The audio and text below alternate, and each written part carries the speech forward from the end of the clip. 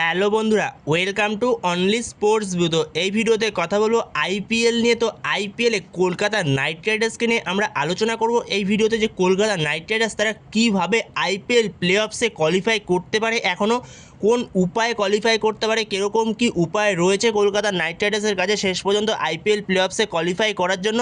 তো এই বিষয়টা নিয়েই এই ভিডিওতে আলোচনা করব। তো ভিডিওটি সবাই শেষ পর্যন্ত দেখতে থাকো, আর চ্যানেলে নতুন হয়ে থাকলে চ্যানেলটি সাবস্ক্রাইব করে পাশে থাকা বেল আইকনটি অন করে পাশে থেকো। তো সেখানে কলকাতা নাইট রাইডার্স এখন বর্তমান সময়ে রয়েছে পয়েন্টস টেবিলের 8 নম্বরে, যেখানে কলকাতার পয়েন্ট হলো 11। তো সেখানে কলকাতা হাইয়েস্ট পৌঁছাতে পারবে 15 পয়েন্ট অবধি, যেখানে কলকাতার কাছে আর মাত্র দুটো ম্যাচ পড়ে রয়েছে। নেক্সট ম্যাচটা রয়েছে মুম্বাইয়ের সঙ্গে, আর তারপরে লাস্ট ম্যাচটা রয়েছে দিল্লি ক্যাপিটালসের সঙ্গে। তো এই দুটো ম্যাচ কলকাতা জিতলে শেষ অবধি পৌঁছাতে পারবে 15 পয়েন্টে, যেখানে পাঞ্জাব কিংস, যে পাঞ্জাব কিংসে ধরাছোঁয়ার বাইরে লাগছিল প্রথম টুর্নামেন্টের শুরুতে, মানে প্রথম হাফটাতে, তো সেই সেকেন্ড হাফে সেই পাঞ্জাব কিংস এখন বর্তমান সময় সেই কেকেআরের পয়েন্টেই পৌঁছাতে পারবে। পাঞ্জাব কিংসও হাইয়েস্ট 15 পয়েন্টেই পৌঁছাতে পারবে, যেখানে পাঞ্জাব কিংসের এখন ম্যাচ পড়ে রয়েছে বর্তমান সময় একটা। তো সেই একটা ম্যাচ পাঞ্জাব কিংস জিতলে, যদি এলএসজির সঙ্গে জিতে যায়, তো সেক্ষেত্রে পাঞ্জাব কিংস হাইয়েস্ট 15 পয়েন্টেই পৌঁছাতে পারবে। তো সেখানে যদি কলকাতা কিভাবে এখন প্লে অফসে কোয়ালিফাই করতে পারে, যেখানে অলরেডি 3টে ঘর অলরেডি বুক হয়ে গেছে, যেখানে 1 নম্বরে রয়েছে আরসিবি, 2 নম্বরে রয়েছে গুজরাট টাইটান্স, 3 নম্বরে রয়েছে সানরাইজার্স হায়দ্রাবাদ। তারা অলরেডি তিনজনেই কোয়ালিফাই করে গেছে, যেখানে রয়্যাল চ্যালেঞ্জার্স ব্যাঙ্গালোরের পয়েন্ট 18 হয়ে গেছে, যেখানে গুজরাট টাইটান্স আর সানরাইজার্স হায়দ্রাবাদ তারা দুজন 16 পয়েন্ট নিয়ে কোয়ালিফাই করে গেছে।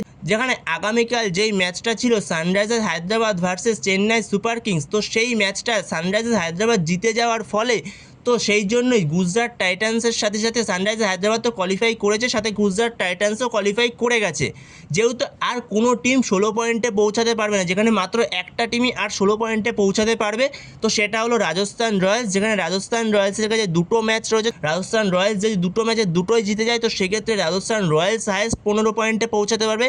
তো সেক্ষেত্রে তখন পাঞ্জাব কিংস বা কলকাতা নাইট রাইডার্স কারোর হাতেই কোনো সুযোগ থাকবে না, তারা দুজনে অফিসিয়ালি ছিটকে যাবে যদি রাজস্থান রয়্যালস তাদের নেক্সট দুটো ম্যাচ দুটোই জিতে যায়। যেখানে একটা ম্যাচ রয়েছে এলএসজির সঙ্গে, যেই ম্যাচটা রয়েছে আজকে, তো সেই ম্যাচটা খুবই গুরুত্বপূর্ণ ম্যাচ কলকাতা নাইট রাইডার্সের কাছে, যেখানে কলকাতা নাইট রাইডার্স অবভিয়াসলি চাইবে এই ম্যাচ থেকে রাজস্থান রয়্যালস যেন পয়েন্ট ড্রপ করে। যদি আজকের ম্যাচ থেকে রাজস্থান রয়্যালস পয়েন্ট ড্রপ করে, তো লাস্ট ম্যাচ যেটা মুম্বাইয়ের সঙ্গে রয়েছে রাজস্থান রয়্যালসের, তো সেই ম্যাচটা রাজস্থান রয়্যালস যদি জিতেও যায়, তো সেক্ষেত্রে রাজস্থান রয়্যালস হাইয়েস্ট পৌঁছাতে পারবে 14 পয়েন্টে। তো সেখানে আজকের ম্যাচটা খুবই গুরুত্বপূর্ণ ম্যাচ হতে চলেছে কলকাতা নাইট রাইডার্স বা পাঞ্জাব কিংসের মতো টিমের কাছে, যেন রাজস্থান রয়্যালস আজকের ম্যাচ থেকে পয়েন্ট ড্রপ করে, সেটাই তারা চাইবে। আর কেকেআরকে কোয়ালিফাই করার জন্য তাদের এই একটা স্পটের দিকেই নজর রাখতে হবে, যে ফোর্থ স্পটটা রয়েছে, যেখানে এই ফোর্থ স্পটটার জন্য এখন বর্তমান সময়ে 3টে টিম লড়াই করছে। যেখানে 1 নম্বরে রয়েছে পাঞ্জাব কিংস, যারা বর্তমান সময়ে রয়েছে 13 পয়েন্ট নিয়ে 4 নম্বরে রয়েছে, আর দ্বিতীয়ত রয়েছে রাজস্থান রয়্যালস, যেখানে রাজস্থান রয়্যালসের কাছে রয়েছে দুটো ম্যাচ। তো দুটো ম্যাচের মধ্যে একটা ম্যাচ তারা পয়েন্ট ড্রপ করলে তারা হাইয়েস্ট 14 পয়েন্টে পৌঁছাতে পারবে। তো সেখানে যদি রাজস্থান রয়্যালস একটা ম্যাচ থেকে পয়েন্ট ড্রপ করে, তো তখন পুরো খেলাটা পুরো ওপেন হয়ে যাবে, কলকাতার কাছে পুরো ওপেন থাকবে, যেখানে কলকাতাকে দুটো ম্যাচ জিততে হবে। আর যদি লাস্ট যে ম্যাচটা রয়েছে পাঞ্জাব কিংসের, যেটা লখনৌ সুপার জায়েন্টের সঙ্গে, তো সেই ম্যাচ থেকে যদি পাঞ্জাব কিংস পয়েন্ট ড্রপ করে, তো সেক্ষেত্রে পাঞ্জাব কিংস তখন 13 পয়েন্টে আটকে যাবে। তো সেক্ষেত্রে কলকাতাকে তখন কোনো নেট রানের দিকে তাকাতে হবে না, দুটো ম্যাচ দুটো ম্যাচ জিতে 15 পয়েন্ট নিয়ে ইজিলি কোয়ালিফাই করে যাও। তো কলকাতার কাছে তখন এরকম কিছু সিনারিও থাকবে। আর যদি পাঞ্জাব কিংস তাদের লাস্ট ম্যাচটা এলএসজির সঙ্গে জিতে যায়, তো সেক্ষেত্রে পাঞ্জাব কিংসের পয়েন্টও হবে 15, আর কলকাতা যদি নেক্সট দুটো ম্যাচ জিতে যায়, তো সেক্ষেত্রে কলকাতারও পয়েন্ট হবে 15। তো সেক্ষেত্রে তখন দেখা হবে রান রেটটা, যেহেতু পাঞ্জাব কিংসের রান রেটটা একটু বেটার আছে কলকাতার থেকে, তো সেখানে কলকাতার একটা অ্যাডভান্টেজ থাকবে। কলকাতার যে লাস্ট ম্যাচ খেলতে চলেছে দিল্লি ক্যাপিটালসের সঙ্গে, তো সেই ম্যাচের পরে আর কোনো ম্যাচ থাকবে না, তো সেই ম্যাচটাই গ্রুপ স্টেজের লাস্ট ম্যাচ হতে চলেছে। তো সেক্ষেত্রে কলকাতার কাছে একটা টার্গেট থাকবে, যদি ধরো দিল্লি ক্যাপিটালস ফার্স্টে ব্যাট করতে যায়, তো সেই রানটাকে ধরো কলকাতাকে চেস করতে হবে 16 ওভারের মধ্যে। তো সেখানে কলকাতা সেইভাবেই অ্যাপ্রোচ নিয়ে নামবে সেই ম্যাচটা খেলার জন্য, ব্যাটিংটা সেইভাবেই অ্যাপ্রোচ নিয়ে নামবে, ব্যাটিংটাকে সেইভাবেই করাবে। কারণ যদি শেষ অবধি আউটও হয়ে যায়, তো সেক্ষেত্রে কিছু করার থাকবে না। যদি তুমি 16 ওভারের পরে চলে যাও, তো সেক্ষেত্রে তুমি কোয়ালিফাই করতে পারবে না, তোমার কাছে মেন টার্গেট থাকবে কোয়ালিফাই করা প্লে অফসে। তো তো সেখানে অল আউট যেতে হবে, এটা স্বাভাবিক। তো সেখানে কলকাতার কাছে এই একটা সুযোগ থাকছে। আর যদি পাঞ্জাব কিংস তাদের লাস্ট ম্যাচটা হেরে যায় আর রাজস্থান রয়্যালস যদি একটা ম্যাচে পয়েন্ট ড্রপ করে, তো সেক্ষেত্রে আর কোনো দিকে তাকাতে হবে না কলকাতাকে, তখন শুধুমাত্র ম্যাচ যেত, পয়েন্ট নাও আর ইজিলি কোয়ালিফাই করে যাবে প্লে অফসে। তো এটাই কলকাতার কাছে এখন সিনারিও রয়েছে প্লে অফসের জন্য আপাতত। এছাড়া এর পাশাপাশি সিএসকে টিমকেও সরিয়ে রাখা যাবে না, এখনও প্লে অফস থেকে সিএসকে টিমও প্লে অফসে কোয়ালিফাই করতে পারে। এছাড়া দিল্লি ক্যাপিটালসের মতো টিমের কাছেও সুযোগ রয়েছে, এখনও তারা 14 পয়েন্ট নিয়ে কোয়ালিফাই করতে পারে, যেখানে সিএসকে যদি তাদের লাস্ট ম্যাচটা জিতে যায়। এছাড়া যদি রাজস্থান রয়্যালসও একটা ম্যাচ হারে বা একটা ম্যাচ জিতে যায়, তো সেক্ষেত্রে রাজস্থান রয়্যালসের কাছেও তখনও সুযোগ থাকবে। কারণ ধরো যদি পাঞ্জাব কিংস তাদের লাস্ট ম্যাচ হেরে যায়, তো সেক্ষেত্রে পাঞ্জাব কিংস 13 পয়েন্টেই আটকে যাবে, যেখানে কেকেআরের কাছেও লাস্ট দুটো ম্যাচের মধ্যে যদি কেকেআর একটা ম্যাচ জেতে আর একটা ম্যাচ যদি হেরে যায়, তো সেখানে কেকেআরও হায়েস্ট 13 পয়েন্টেই আটকে যাবে।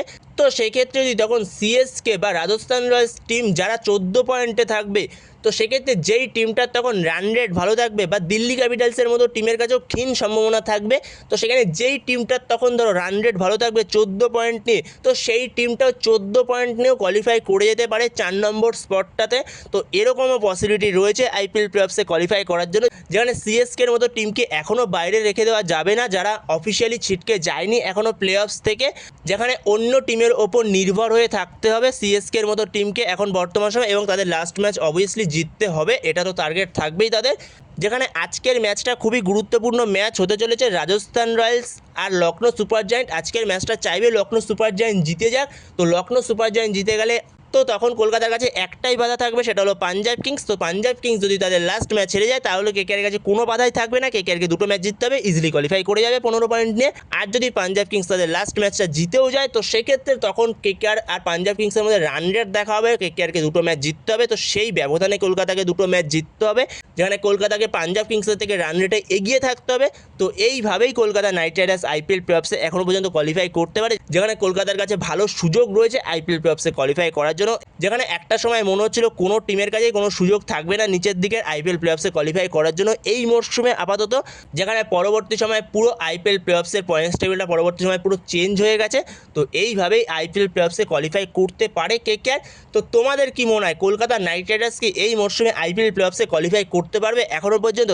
তো তোমাদের এই বিষয়ে মতামত অবশ্যই কমেন্ট বক্সে জানিও। তো এই ভিডিওতে এই পর্যন্তই, তো এই ভিডিওতে এই আপডেটগুলো নিয়ে আলোচনা করার ছিল। তো ভিডিওটি ভালো লাগলে অবশ্যই লাইক শেয়ার সাবস্ক্রাইব করতে ভুলো না। তো নেক্সট ভিডিওতে দেখা হচ্ছে, ততক্ষণের জন্য বাই বাই।